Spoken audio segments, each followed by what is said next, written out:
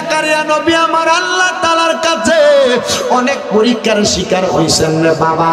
জাকারিয়া আলাইহিস সালাতু ওয়াস সালাম ডাক দিয়ে কয়, ও আল্লাহ, তুমি আমারে নবী বানাইছো কথা সত্য। আল্লাহ, আমি নবী যদি ইন্তেকাল করি, আমার ইন্তেকালের পরে আমার নবুয়তের দায়িত্ব পালন করব কি?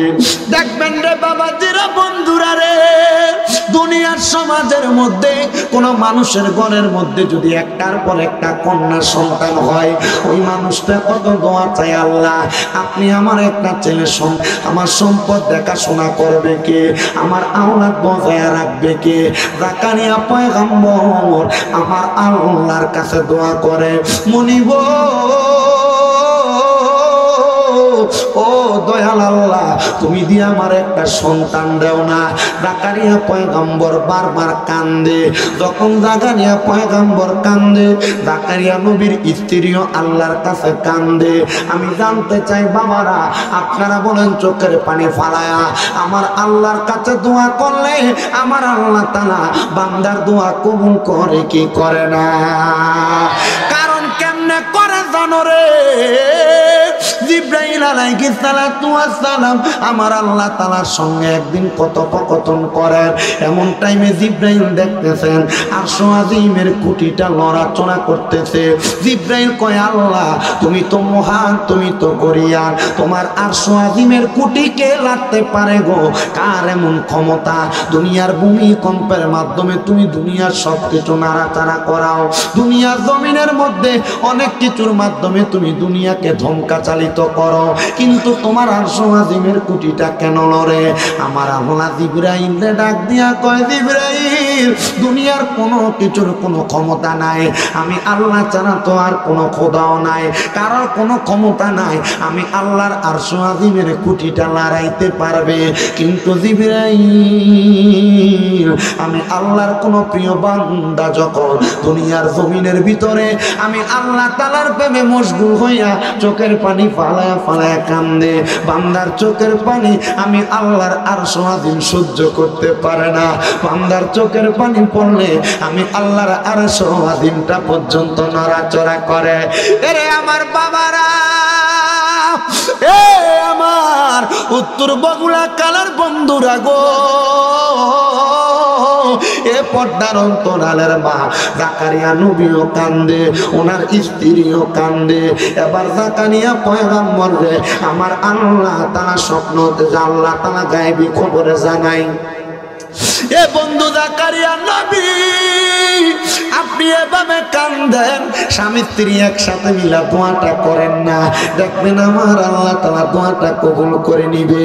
জাকারিয়া নবী কয়, ঠিক হইতো কথা, আমি তো আলাদা আলাদা আমার ইবাদত খানাতে কান্দি, আমার বউ ঘরে বইয়া বইয়া কান্দে, আমরা তো দুইজন এক লগে কানলাম না, একসাথে দোয়া করলে হয়তো আমার আল্লাহ দোয়াটা কবুল করত। হ্যাঁ রে আমার আব্বুজিরা, একসাথে দোয়া করলে আল্লাহ দোয়া কবুল করে রে। কিন্তু বর্তমান সমাজে অনেক ভাইরাস বাইর হয়ে গেছে, যারা কোনটার কাছে ফতুয়া দিব, কইব সম্মিলিত দোয়া করা জায়েজ নাই, একলগে দোয়া করা জায়েজ নাই। আমি নবীর একটা হাদিস শোনায়া দেই, সম্মিলিত দোয়া জায়েজ না না জায়েজ তুমি তখনই বুঝতে পারবা। আমার দয়াল নবীজি, নবীজির হুজরা মুবারক তাইকা নবীজির কলিজার টুকরা সাহাবী খাদেমুর রাসূল আনাস রাদিয়াল্লাহু তাআলা করে নিয়া বাইর হইছে। আমার নবী কয়, আনাস সামনের দিকে চলো। নবী হঠাৎ করে দাঁড়ায় গেলেন। আনাস কয়, নবী দাঁড়াইলেন কেন? আমার নবী ডাক দিয়া কয়, আনাস সামনে তাকিয়ে দেখো, আমি নবী যা দেখি তুমি কি দেখতে পাও? আনাস কয়, নবী গো আমি দেখতেছি একসাথে অনেকগুলো লোক আল্লাহর আসমানের দিকে হাত বাড়ায় রাখছে।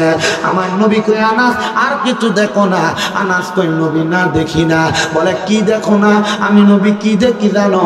যতগুলা মানুষ হাত বাড়ায় রাখছে, প্রত্যেকটা মানুষের হাতের তালুর মধ্যে আমার আল্লাহ তাআলার কুদরতের নূর চমকাইতেছে। আনাস কয়, নবী আপনি দোয়া করেন না, আপনি দোয়া করলে আমিও যেন ওই নূরটা দেখতে পাই। আমার নবী আনাসের জন্য দোয়া করলেন। হযরত আনাসকে আমি তাকে দেখলাম তাদের হাতে নূর চমকায়।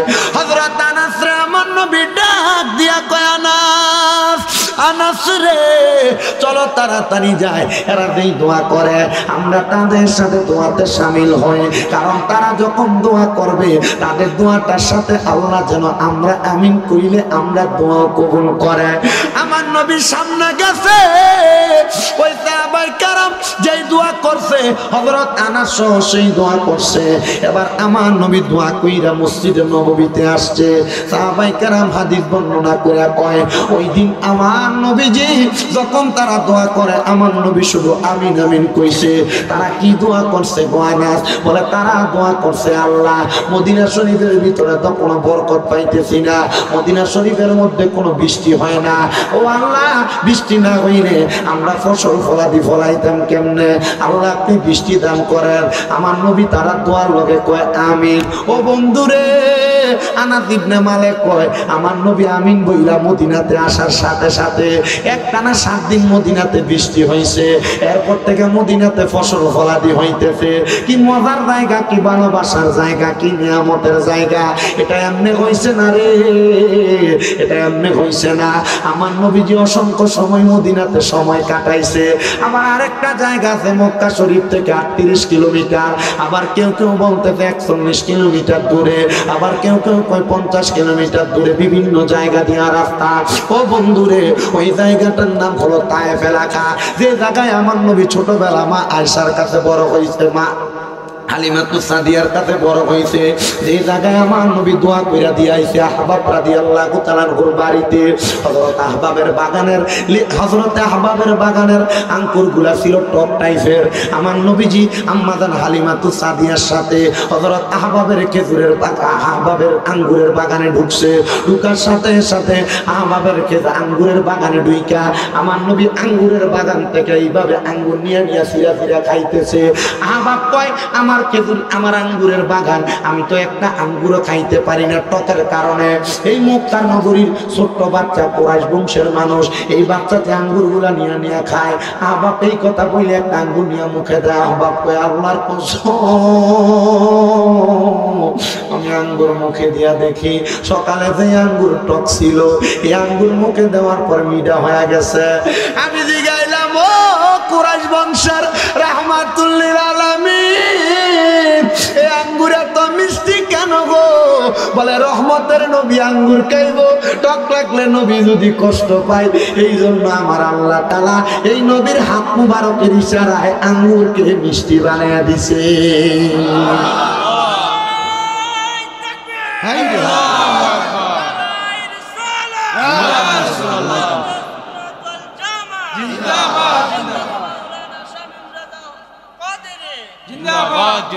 মারহাবা কই না করে মারহাবা। নবী খাইব ওর লাগি আঙ্গুর কি তৈছে আতিন না করে কি তৈছে চিন্তা করছি। আরে মক্কা মদিনা এত বরকতওয়ালা জায়গা আছে। মদিনা থেকে বদরের যুদ্ধের মাঠের দিকে যখন যায় মানে যাওয়ার পথে দুইটা জায়গা আছে, দুইটা কূপ। একটা কূপের নাম বীরে রাওহা, একটা বীরের নাম বীরে শিফা। দুইটা কূপ। কয়টা কূপ? নবী বদরের যুদ্ধ করে যখন আসে নবীর অসংখ্য সাহাবায়ে কেরাম অসুস্থ হয়ে পড়ে রয়েছেন। আল্লাহর হাবিব সাল্লাল্লাহু আলাইহি ওয়াসাল্লাম বলে আরে সাহাবায়ে কেরাম অসুস্থ, তখন সাহাবায়ে কেরাম কি খাইব? রাসূল সাল্লাল্লাহু আলাইহি ওয়াসাল্লাম বলছে তোমরা এই বীরে এই কূপের পানি খাও। এরা কূপের পানি মুখে দিয়ে একবার কড়া। রহমতুল লিল আলামিন নবীর কাছে গেছে, ইয়া রাসূলুল্লাহ এই পানি তো কড়া, নবী খাইতে পারি না। নবী যে একটু থুথু দিয়ে দিছে, পানি মিঠা হয়ে গেছে গা। সুবহানাল্লাহ। আমার বাড়িতে সেই পানি এখনো আছে। একটা কূপের নাম বীরে রাওহা। নবী সাহাবায়ে কেরাম গোসল করবার লাগা, ওযু করবার লাগা পানি পায় না। ওই জায়গায় দেয়া নবীরে কয় নবী গো এই বীরে রাওহার পানিও তো নবী গো কটা লাগে লবণাক্ত। আমার নবীর সামনে যে থুতু মুবারক দিয়া দিছে, থুতু মুবারকের পরশ পায়া বীরে রাওহার পানিও মিঠা হয়ে গেছে। এ বন্ধু শুধু এইটা না, মদিনা শরীফের পাশে আর একটা বীর আছে, যে বীরের নাম, যে একটা কূপ আছে যেটার নাম বীরে গার্স, যেটা দিয়ে আমার নবী ইন্তেকালের পরে আমার নবীরে গোসল দিছে। আবার আমার নবী দুনিয়াতে থাকার সময় আমার নবী এটার পানি দিয়া উযু করছে। ওইটার পানি আমার বাড়িতে 4 প্রকার বীরের পানি আছে, বীরে জমজম, বীরে রাওহা, বীরে শেফা, বীরে গার্স। এই 4 প্রকার বীরের পানি আমি আমার ঘরে রাখছি। এটার কারণ অসুস্থ হইলে এই বীরের পানি দিয়া গোসল করি, অসুস্থ হইলে খায়া ফালাই, ভালো না লাগলে বীরে জমজমের পানিটা খায়া ফালাই। আমি চিন্তা করি আল্লাহ তাআলা এগুলার মাধ্যমে আমার বরকত দান করব। কথা কন্যা ঠিক কিনা? এ মুসলমান, যেই কথা বলতেছিলাম রে নবীর উম্মতের দল, আমার আল্লাহ তাআলা জাকারিয়া পয়গম্বরকে জাকারিয়া পয়গম্বরকে জানায়া দেয়, একা একা দোয়া করতেছো, এক লগে না দোয়া করবা। এক লগে দোয়া করলে দোয়া কি হয়? কি তো এক লগে দোয়া করলে দোয়া কি হয়? জাকারিয়া পয়গম্বর স্ত্রীরে ডাক দিয়ে কই, স্ত্রী চলো না গো, আমরা একসাথে একটু দোয়া করি, আমার আল্লাহ তাআলা যেন আমরা দোয়াগুলা কবুল কইরা নেয়। জাকারিয়া পয়গম্বর এবং ওনার স্ত্রী একসাথে আল্লাহর কাছে দোয়া করে, আল্লাহ তাআলা তাদের দোয়া কবুল করতেছে না। অনেক দিন পরে জাকারিয়া পয়গম্বরের বয়স যখন বাড়ি হয়ে গেছে, এমন টাইমে আমার আল্লাহ তাআলা জাকারিয়া নবী এবং ওনার স্ত্রী যখন ঘুমায়, একটা আওয়াজ জাকারিয়া নবী এবং ওনার স্ত্রীর কানে দিয়ে গেছে, বন্ধু জাকারিয়া নবী গো, আপনার স্ত্রীর গর্ভে একটা সন্তান। জাকারিয়া নবী আল্লাহ বয়স তো বাড়ি হয়ে গেছে গা, মানুষ কইবটা কি, আল্লাহ এখন যে সন্তান দেন মানুষ কি মনে করবে, মুরব্বী মানুষ, বয়স্ক মানুষ। আল্লাহ কই, জাকারিয়া চিন্তা কইরো না, টেনশন কইরো না গো, আমি আল্লাহ তাআলা এই সন্তানের মাধ্যমে একটা নবুয়তের দায়িত্ব প্রকাশ করতে চাই। আমার আল্লাহ দোয়া কবুল করতে রে। জাকারিয়া নবীর সন্তান দুনিয়াতে আসছে।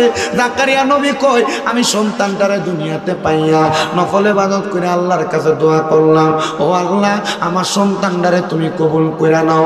হযরত জাকারিয়া পয়গম্বর দোয়া করার পরে সন্তান যখন পাইছে, সন্তানের বয়স হয়ে গেছে আবার 7 বছর। কয় বছর? সন্তানের বয়স যখন 7 বছর, ঘুম থেকে উইটা ছোট বাচ্চা মানুষ বাপরে না দেখলে কান্দে, দেখবেন ওই জাকারিয়া নবীর সন্তান ঘুম থেকে জাগ্রত হইয়া ডাক দিয়া কয়, মা।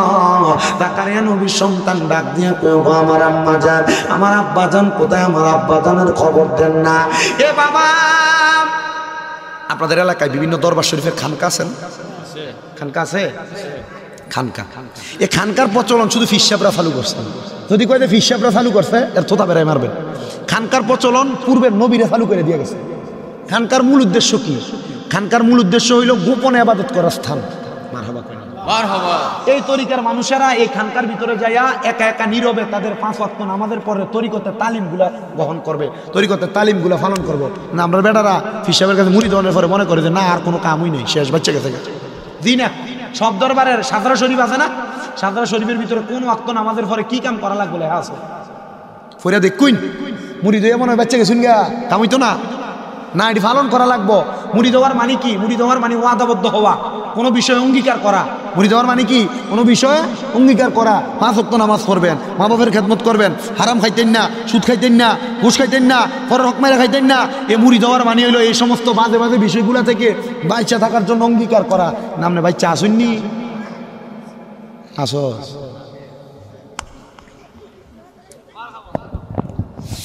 আল্লাহ আমরারে বুঝার তৌফিক দান করুন। জোরে কোন আমিন, আরো জোরে কোন আমিন। জাকারিয়া পয়গম্বর আল্লাহ তাআলার ইবাদতে মশগুল। মাটা সন্তানরে ডাক দিয়ে কয়, সন্তান, এ সন্তান শুইনা লও রে, তোমার আব্বা জান তো রাত্রবেলা ঘরে ঘুমায় না। তোমার আব্বা জান ঘরের বাহিরে আরেকটা ছোট্ট কুঁড়ে ঘর দেখা যায়, তোমার আব্বা জান সেই ঘরের মধ্যে ইবাদত করে। ওই ছোট্ট 7 বছরের ছেলেটা একটা দৌড় দিয়া ওই ইবাদত খানার মধ্যে চলে গেছে। ইবাদত খানার মধ্যে যাইয়া জাকারিয়া পয়গম্বর যখন সিজদায় পড়ে রইছে, জাকারিয়া পয়গম্বরের কাঁধের উপরে উঠছে, ওইটা ডাক দেয়, বাবা উঠেন না গো। জাকারিয়া পয়গম্বর মাথা উঠায়া সন্তানটার সামনে বসাইছে। জাকারিয়া পয়গম্বরের সন্তান চেহারার দিকে তাকায়, কয়, আব্বা আপনার চোখে পানি দেখা যায়। জাকারিয়া পয়গম্বর সিজদার মধ্যে যায় যে কান্দে, আব্বা কান্দেন কেন, কান্দেন কেন? জাকারিয়া পয়গম্বর ডাক দিয়া কয় বাবা এমনে কান্দি না রে, মরার পরে কবর, কবরের পরে হাসর, হাসরের পরে মিজান, মিজানের পরে ফুলসেরাত, এই কবরের পরে হাসর, মিজান, ফুলসেরাত তিনটা জায়গা পাড়ি দিয়া জান্নাতে যাওয়া লাগে। ওই কবর থেকে আর জান্নাত পর্যন্ত যাইতে যেই তিনটা জায়গা পাড়ি দেওয়া লাগে। ওই তিনটা জায়গা দুনিয়ার কোনো গাড়ি দিয়া পাড়ি দেওয়া যায় না, দুনিয়ার কোনো বাহন দিয়া পাড়ি দেওয়া যায় না। ওই তিনটা জায়গা পাড়ি দেওয়ার জন্য সবচাইতে সহজ যে রাস্তা উপায় আছে এটা হলো বান্দার চোখের পানি। আমি আব্বা এই জন্য কান্দি, সন্তান পেয়ে আব্বা কান্দেন না, কবুল করার মালিক আমার আল্লাহ। এবার জাকারিয়া পয়গম্বর ওনার সন্তানকে কুলের মধ্যে নিয়ে ঘরে প্রবেশ করছে। স্ত্রীর ডাক দিয়া কই স্ত্রী গো তুমি খাবার রেডি করে আমি একটু সুন্দর করে ওযু গোসল করে আসি। জাকারিয়া পয়গম্বর গোসল করতে যখন গেছেন, গোসল করে আইসা জাকারিয়া পয়গম্বর ওনার স্ত্রীর ডাক দেয়, স্ত্রী রে কই রে আমার সন্তান কই? জাকারিয়া পয়গম্বর ডাক দিয়া কই স্ত্রীর সন্তান কই? স্ত্রী বলে স্বামী গো আমি তো জানি আপনি গোসলে যাওয়ার সময় আপনার সন্তানকে আপনার সাথে নিয়ে গেছেন। জাকারিয়া নবী কয় আমি তো জানি তোমার কাছে আমার সন্তান আছে, তাইলে তুমি কেন চিন্তা করো? সন্তান কোথায়? জাকারিয়া নবী বলে আমি আমার সন্তানটারে ওই এলাকার পুরা জায়গার মধ্যে তালাশ করছি রে, কোন জায়গায় খুঁজা পাই নাই, কোন জায়গায় খুঁজা পাই নাই। আমি খুঁজতে খুঁজতে একটানা 7 দিন পর্যন্ত আমার সন্তানরে খুঁজছি। আচ্ছা বৃদ্ধ বয়সে একটা সন্তান হইছে, 7 বছর লালন পালন করার পরে ওই ফুতের যদি 7 দিন খুঁজা না পাই, আপনারা বলেন তো ওই বাপটার মনে কেমনে শান্তি থাকে, ওই মাটার মনে কেমনে শান্তি থাকে? জাকারিয়া পয়গম্বর একটানা 7 দিন কোন পাহাড়ের গুহা বাদ রাখে নাই, কোন খেজুরের বাগান বাদ রাখে নাই, সমুদ্রের কিনারা বাদ রাখে নাই। মানুষ বলে জাকারিয়া তোমার সন্তানের বাঘে খাইছে, জাকারিয়া তোমার সন্তানের সিগালে খাইছে, সমুদ্রের পানিটাই না নিয়ে গেছে। জাকারিয়া পয়গম্বর কয় না যে আল্লাহ দয়া করে সন্তান দিছে ওই আল্লাহ ওই সন্তান নিতে পারে না। জাকারিয়া পয়গম্বর কাঁদতে কাঁদতে একটা খেজুরের গাছের সাথে হেলান দিয়া ঘুমায়া গেছে।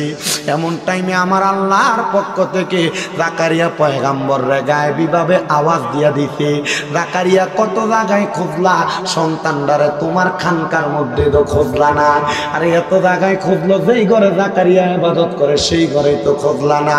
জাকারিয়া পয়গম্বর কয় তাড়াতাড়ি হেলানটা ছাইরা দিয়া একটা দৌড় মারলাম আমি যাইয়া আমার ঘরটার মধ্যে খানকাটার মধ্যে দেখলাম আমার সন্তানটা সেজদার মধ্যে পড়ে রইছে। সন্তানের বয়স 17 বছর না 7 বছর? কত কথা মাতুন দেখে রে? ওই সন্তানের বয়স 7 বছর। সন্তান এ সন্তান রে 7 বছর বয়স সেজদার মধ্যে পড়ে রইছে। মাথাটা উঠে দেখে জাকারিয়া পয়গম্বরের ছেলে একটানা সেজদার মধ্যে 7 দিন পড়া ছিল, চোখগুলা লাল হয়ে গেছে, চোখের পানি এখনো বায়া বায়া পড়তেছে। জাকারিয়া নবী ডাক দিয়ে কই সন্তান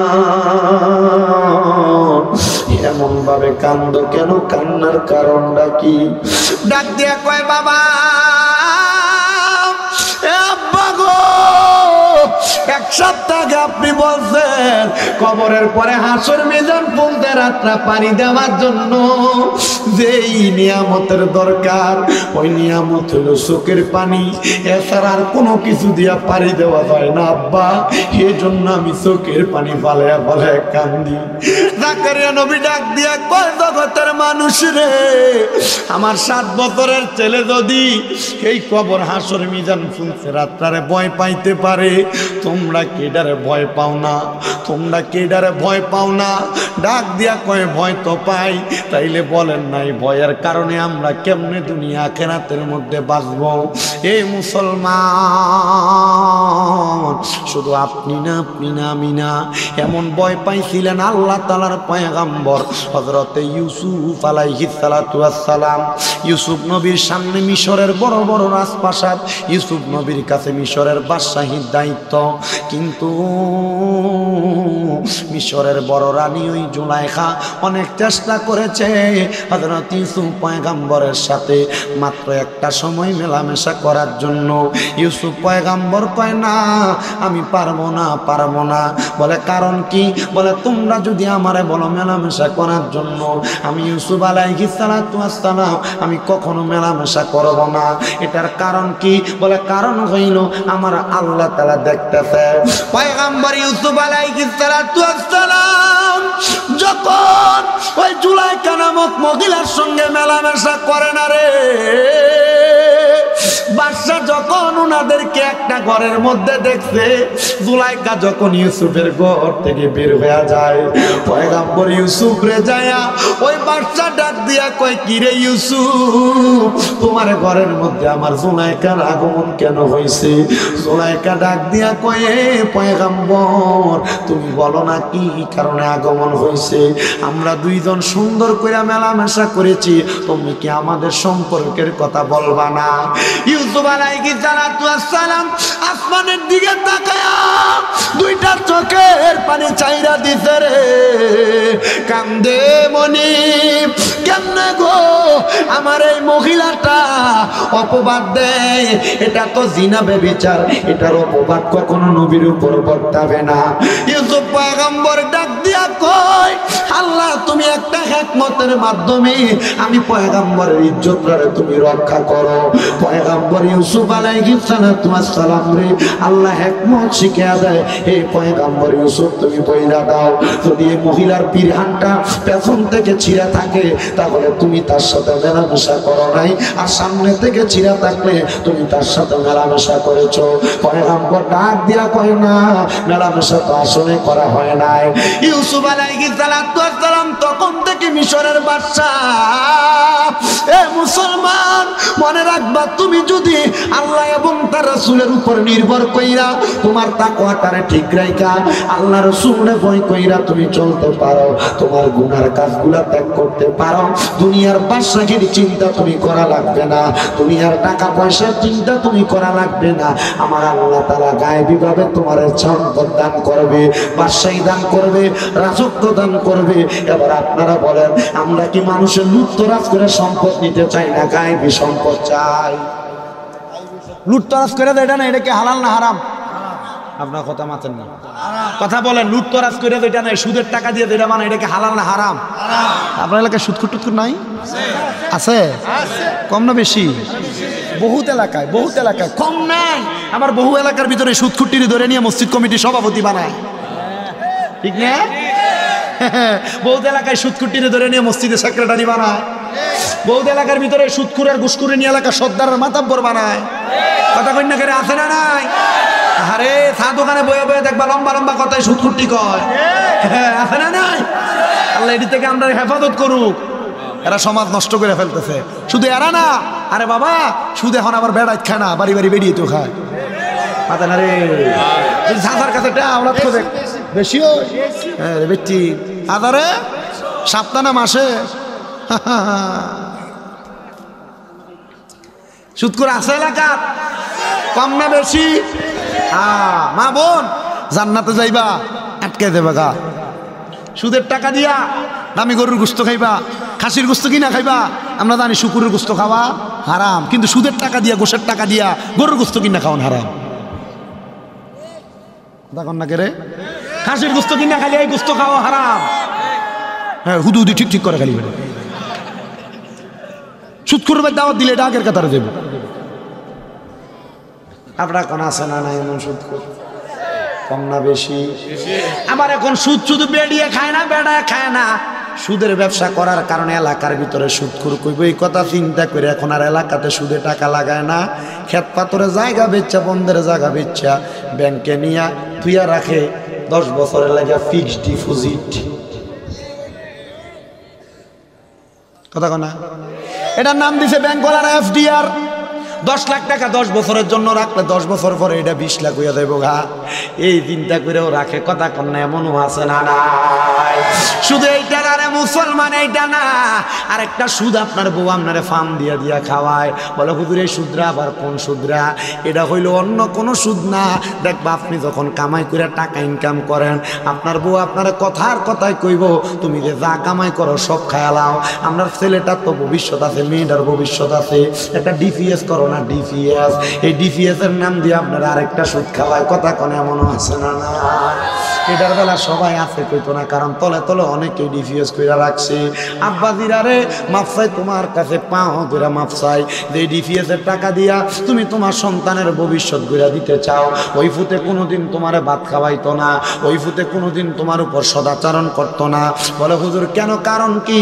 অন্য কোনো কারণ না, অন্য কোনো কারণ না, কারণ একটাই কারণ, একটাই, হারাম টাকা দিয়া কোনোদিন আরামে ঘুমাইতে পারবা না।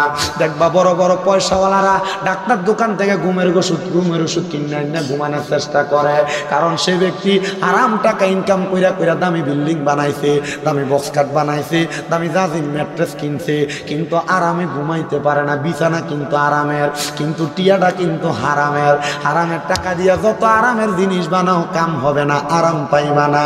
এই জন্য বাবা রিক্সাও যদি চালায়, কৃষকের কামও যদি করে, লোকটা বাড়িতে আসলে কোন রকম তরকারি দিয়া বাতরা মাইকা খাইলেই ঘুমাইলে ঘুম চলে আসে। এটার কারণটা কি জানো? এটার কারণ হইল ওই ব্যক্তি হালাল টাকা কামাই করে দুনিয়াতে ঘুমায়। এই জন্য মুসলমান ওই সুদের টাকা থেকে বড় সাবধান। বলে হুজুর আমি তো খাই না, মাঝে মাঝে বিপদে পড়ে সুদে আমি 1 লাখ 1.5 লাখ টাকা লই ব্যবসা করবার লাগা। মনে রাখবা যে সুদ খায়, যে ব্যক্তি সুদের উপর টাকা নিয়ে ব্যবসা করে, সুদ খাওয়াইনার যেই গুণা দেউইনার সেই গুণা। বলে হুজুর আমি খাইও না দেইও না, এলাকার সর্দার হওয়ার কারণে আমারে নিয়ে সাক্ষী বানায়। আল্লাহর নবী কয় যে ব্যক্তি সুদের শাহেদ সাক্ষী হয়, ওই সুদ করে সাক্ষী হওয়ার কারণে খাইয়া যে গুনার ভাগীদার, সাক্ষী হলে সেই গুনার ভাগীদার।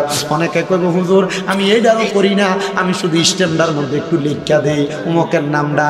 আল্লাহর নবী কয় যে ব্যক্তি কাতেব সুদের টাকার লেখালেখি করে, এই ব্যক্তিও সমান তালের অপরাধী। সুদ খাইবা না ছাড়বা সিদ্ধান্ত তোমার, সাক্ষী হইবা না ছাড়বা সিদ্ধান্ত তোমার, কাতেব হইবা না ছাড়বা সিদ্ধান্ত তোমার। সাবধান সাবধান সাবধানতা অবলম্বন করো।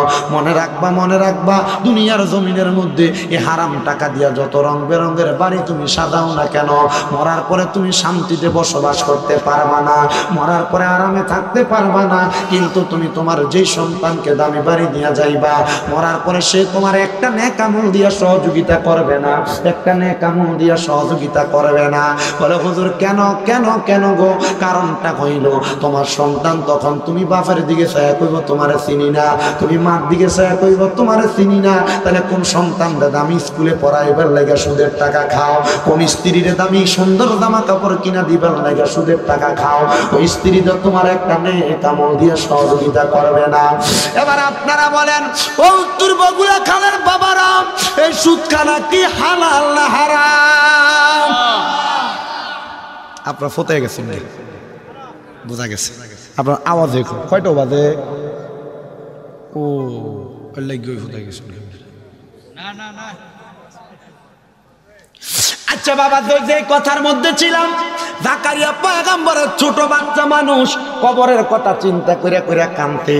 তো আমরা যারা এখানে বসছি, আমরা অনেকের মা, আমরা অনেকের বাবা, আমরা তো এমন কষ্ট করে করে মানুষ করে দিয়া আমরা আম্মা আব্বা কবরে চলে গেছে। ওই মা বাপ তো কবরে কেমন আছে, সন্তান আপনি একবারও খবর নিলেন না। বলে হুজুর কেমনে খবর নিতাম? মা বাপরে যে মাটি দিয়ে আসছি, এরপরে তো মা বাবার কবরের খবর সম্পর্কে আমি জানি না। ওই মা বাপ কবরে শুয়ে রইছে, কেমন আছে আমি একবারও জানি না। এই জন্য আশেক সুরে সুরে লেখে, ওরে 3.5 হাত গর্তে ফেলে কেমন করে আইলা চলে, তোমার বাড়ি আইতে দেরি হইলে যে মা ঘুমাইতো না, ওই কবর দেশে মায়ের পাশে একটু রইলি না। কেমন আছেন বাবা মনি, কেমন আছেন মা জননী, একবারও তো ফিরা চাইলি না। ওই মা বাবারে কষ্ট দিয়া দুনিয়াতে দিন কাটাইয়া কোনদিনও শান্তি পাবি না। আরে কবর দেশের খবর লইলি না। মনে রাখবারের সন্তানের দল, তোমার মা তোমার বাবা বড় কষ্ট করে তোমার মানুষ করে দিয়া গেছে গো।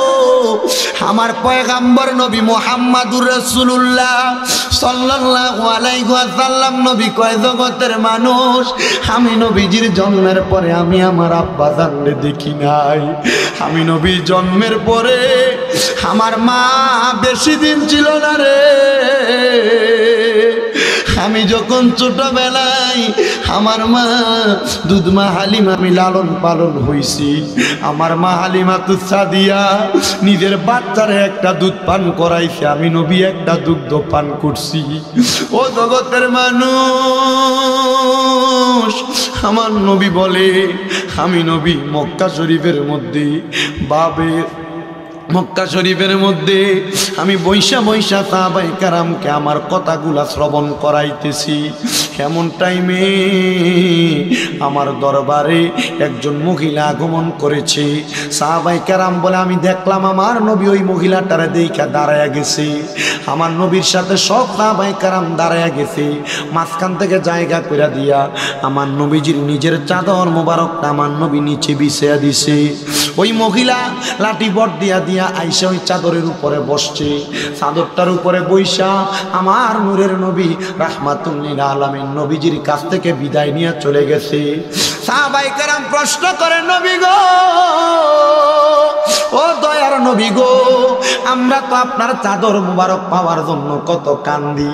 নবী গো, এই মহিলাকে গো যারে আপনি এত সম্মান দিয়া আপনার চাদর মুবারকটা বিছিয়ে দিছেন।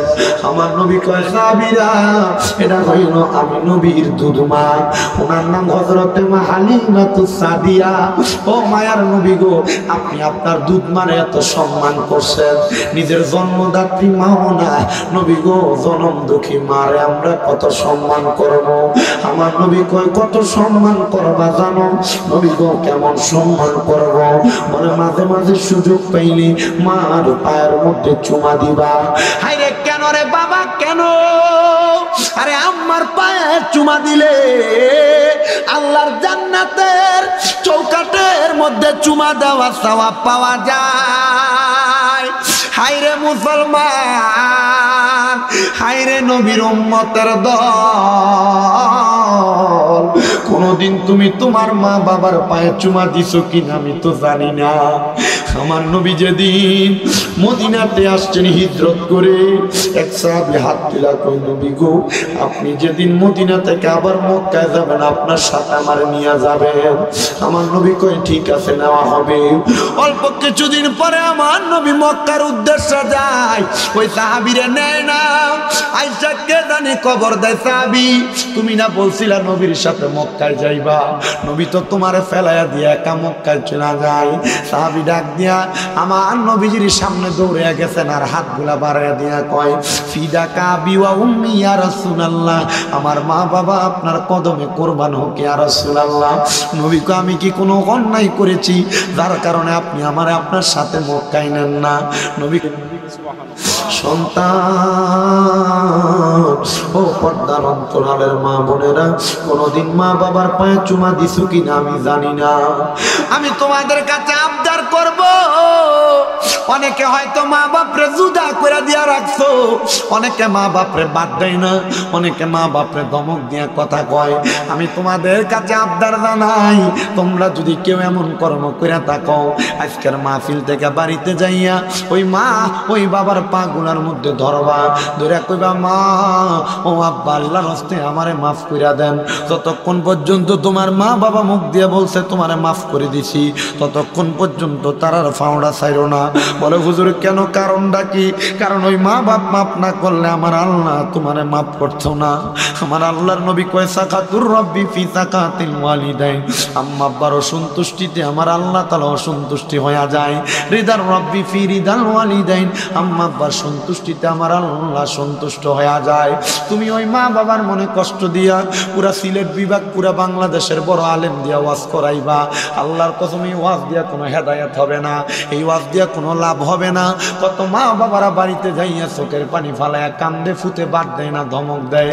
10-20 টাকা চা খাইবার লাগা ফুতের কাছে ছায়া ছায়া নেওয়া লাগে। সন্তান আব্বার চোখের দিয়া যদি এক ফোঁটা পানি তুমি ফুতের লেগে আসে, মার চোখে দিয়া যদি এক ফোঁটা পানি তুমি ফুতের লেগে আসে, মনে রাখবা টাকা কামাই করতে পারবা, শান্তি পাইবা না। দুনিয়াতে ধনী হইতে পারবা, শান্তি পাইবা না। হায় রে ও আমার মুরব্বী বাবারা, যুবক নওজোয়ান ভাইয়েরা, আজকের মাহফিল কবুল হবে কি হবে না এটার গ্যারান্টি কেউ দিবে কিনা আমি জানি না, তবে আমি একটা গ্যারান্টি দিয়া দেই, আগামীকালকে যদি শুনো এলাকার কোনো মুরব্বী বাবা দোকানে বৈশা বলে, হ্যাঁ শামীম দাদা যেই ওয়াজ করছে এ ওয়াজ শুনে আমার ফুতে বাড়িতে যায় আমি বাপের পায়ে ধরে মাপ চাইছি, কিন্তু আমার ফুতে কোনোদিন আমার লগে অন্যায় করে নাই। সন্তান মনে রাখবা, অন্যায় করো আর না করো, মা বাবার পায়ে ধরলে দাম কমে না, মা বাবার পায়ে ধরে মাপ চাইলে ইজ্জত কমে না, সম্মান কমে না। মা বাবার কদমে ধরে মাপ চাইলে আল্লাহ সম্মান মর্তবা বাড়াইয়া দেয়। যদি শোনো মুরব্বীরা কয় হ্যাঁ ওয়াজ শুনে আমার ফুতে আমার পায়ে ধরে মাপ চাইছে, মনে করবা মাহফিল কবুল হয়ে গেছে। কিন্তু অনেকে চিন্তা করে হুজুর যাদের বাড়িতে আব্বা আছে তারা বাড়িতে যাইয়া আব্বার পায়ে ধরে মাপ চাইব, আমার তো আব্বা নাই, আমি কার পায়ে ধরে মাপ চাইব? হুজুর যাদের বাড়িতে মা আছে তারা বাড়িতে যাইয়া মার পায়ে ধরে মাপ চাইব, আমার তো মা নাই, আমি কার পায়ে ধরে মাপ চাইব?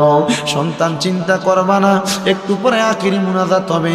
আখিরি মুনাজাতের ভিতরে রব্বির হামহুমা কামা রব্বায়ানি সগীরা ওয়াকুর রব্বির হামহুমা কামা রব্বায়ানি সগীরা বইলা আমার নবী কয়, কোন সন্তানের মা মারা যাওয়ার পরে, বাবা মারা যাওয়ার পরে চোখের মনি কোঠার মধ্যে একটা মাছির মাথা পরিমাণ পানি চাইরা দিয়া যদি কান্দে, ওই পানিটা মাটিতে পড়ার আগে আমার আল্লাহ তার মা বাবার জীবনের গুনাহ মাফ করে দেয়। আমি জানি না আজকের মাহফিলে কে বসছো তোমার মা কবরে, কে বসছো তোমার বাবা কবরে। তোমার আব্বা বড় কষ্ট করে তোমারে মানুষের মতো মানুষ করছে, নিজে না খেয়া খাওয়াইছে। ও সন্তান, মন্ডার ভিতরে কি আব্বার লাগে একটু দরদ লাগে না? তোমার আব্বা নিজে না খেয়া যে খাওয়াইছে, তোমার আব্বা সিরা লুঙ্গিটা পড়ছে, তুমি সন্তানের দামি জামা কাপড় কিনা দিছে, এখন তোমার পকেটে টাকার অভাব নাই, আব্বাটার বড় অভাব, আব্বাটা অন্ধকার কবরে শুয়া রইছে। কই রে সন্তান, আব্বারে দি 500 টাকা দিয়ে একটা লুঙ্গি কিনা পরাইতে পারো না? এ সন্তান, আম্মার কাপড়টা সিরা ছিল, কাপড় রাস্তার মধ্যে 10-5 টাকা বাইন্দা রাখতো, তুমি ফুতের স্কুলে মাদ্রাসায় যাইতে কামে যাইতে দিয়া দিত, কই মাটা দিয়ে আজকে অন্ধকার কবরে। কই তোমার মারে দি তুমি 500 টাকা দিয়া কিনে একটা কাপড় পরাইতে পারো না? ওই মা কবরে। সন্তানের দলেরা কারে পরাইবা কারে খাওয়াইবা, মা বাপ দিয়ে অন্ধকার কবরে। নবী কয়, ওই আমি সেবি নাই সেবিতে পারি নাই, আমি সেবি নাই সেবিতে পারি নাই, সেবিও আমার উম্মত, সেবিও আমার উম্মত। বাবাকে তোমরা কাবা জানিও, মদিনা জানিও, মাকে যদি গো তারা বেঁচে থাকে। নবী বলে, আমি করি নাই করিতে পারি নাই পিতা মাতার খেদমত, করিও আমার উম্মত, করিও আমার উম্মত। মুখেতে যে তুলে দেয় খানা রাজি থাকে রাব্বানা। নবীজি বলেন আমি করি নাই, করিতে পারি নাই পিতা মাতার খেদমত, করিও আমার উম্মত। এ উত্তর বগুলা খালের বাবারা, মা বাপ বাড়িতে নাই, তোমার বাড়িতে কত মেহমান খানা খায়, কিন্তু মার মুখে এক লোকমা খানা, বাবার মুখে এক লোকমা খানা তুলা দিতে পারো না। আম্মা বাবার কারণে তোমারে 1 কেজি আপেল কিনা খাওয়াইতে পারছে না, বাবা বাজার থেকে একটা আপেল কিনাই না তোমারে কাটতে কাটতে খাওয়াইছে। এখন তোমার কাছে টাকার অভাব নাই, আব্বারে 1 কেজি ফল কিনা খাওয়াইবা, কিন্তু বাবা তো অন্ধকার কবরে শুয়ে রইছে। তোমার আব্বারে যদি প্রতি মাসে 1000 টাকার ফল কিনা খাওয়াইতা, 12 মাসে তো 12,000 টাকার ফল খাওয়ানি লাগতো। এ সন্তান আব্বা আম্মারে যদি ভাত খাওয়াইতা, মাসে যদি 2000 টাকা মা বাবার পেছনে লাগতো, 12 মাসে তো 24,000 টাকা মা বাবার পেছনে লাগতো। তোমার মা বাপ তোমার বাড়ি গাড়িগুলো দিয়া গেছে, তোমার মা বাপ তোমার বন্দে দিয়া খেত পাথরে জাগাটি দিয়া গেছে। যদি মা বাবেরই বেচ্চা যাইতো, তুমি কোন জায়গায় থাকতা? একবার চিন্তা করে দেখো, যদি ভাড়া থাকতে যাও সর্বনিম্ন 5000 টাকা একটা রুমের ভাড়া যদি তুমি ধরো, চিন্তা করে দেখো ওই 5000 টাকা ভাড়া দিয়া থাকলে মাসে বা 12 মাসে 60,000 টাকা ভাড়া লাগতো। তোমার মা বাপ তো অন্ধকার কবরে, তোমার কাছে ভাড়া চায় না, তোমার কাছে টাকা চায় না। একটা সন্তান শুধু হাতটা বাড়ায় কইবা, হুজুর আমার মা বাপ বাচ্চা থাকলে মা বাবার পেছনে খরচ করতাম, আগামী বছরে মাহফিলের ভিতরে আমি এই প্যান্ডেলটা দান করে দিব। আমার আব্বা কবরে, আমার আম্মা কবরে, হুজুর আল্লাহ যেন আমার আব্বার কবরের ভিতরে জান্নাতের একটা সামিয়ানা লাগাইয়া দেয়, আমার আম্মার কবরের ভিতরে একটা জান্নাতের সামিয়ানা লাগাইয়া দেয়। আসেননি একটা সন্তান, মা দুনিয়াতে নাই, বাবা দুনিয়াতে নাই, আগামী বছরের মাহফিলে প্যান্ডেলটা কইরা দিবা। আসুনি কোনো সন্তান দোয়া চাও, বলে হুজুর আমি দিব আগামী বছরের প্যান্ডেলটা কইরা, আমার মা নাই দোয়া করবা।